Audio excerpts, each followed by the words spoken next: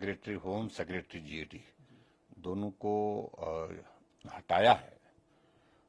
और ये चुनाव आयोग की ओर से ये कार्रवाई अलग स्टेटों में भी अलग अलग जगह हुई है, लेकिन हिमाचल के संदर्भ में एक तो हम थोड़ा जानकारी हासिल करने की कोशिश कर रहे थे। लेकिन अगर ये हुआ है तो निश्चित रूप से इस बात को मानना पड़ेगा कि सरकार को जो चीजें समय रहते पहले करनी चाहिए थी वो समय पर की नहीं। और जो टेक्निकल चीजें इस प्रकार की अगर होती हैं तो इसका संज्ञान पहले ही लेना चाहिए था। और जब चुनाव आयोग बीच में मॉडल कोड ऑफ कंडक्ट लगने के बाद इस प्रकार की कार्रवाई करता है तो एक सरकार को बहुत बड़ा एक संदेश होता है कि आपका जो काम करने का तौर तरीका है वो निष्पक्ष नहीं है, उस पर प्रश्न चिन्ह खड़ा हो जाता है। तो वो प्रश्न चिन्ह अपने ही कामकाज से ने खड़ा किया है।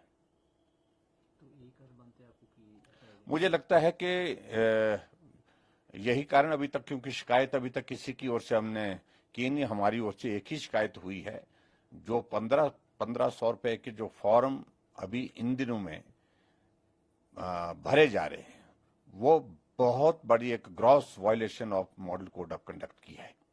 आचार संहिता, चुनाव आचार संहिता का उल्लंघन है। और उस दृष्टि से हमने चुनाव आयोग, जो हमारे यहाँ पर हिमाचल प्रदेश में चुनाव आयोग को आग्रह किया है, सीईओ को, कि तुरंत इस संदर्भ में कार्रवाई करें ताकि निष्पक्ष चुनाव हो सके। और चुनाव पहले भी इस प्रकार से हिमाचल प्रदेश में विधानसभा का जब हुआ था उस वक्त भी इसी प्रकार के फॉर्म भर करके लोगों को गुमराह करने की कोशिश की गई थी। और ये गुमराह करने की कोशिश फिर से 15 महीने से सरकार हिमाचल प्रदेश में कांग्रेस पार्टी की है। जब लोकसभा के चुनाव आए हैं तो फिर से उसी प्रकार की कार्रवाई कर रहे हैं, उसी प्रकार का काम कर रहे हैं।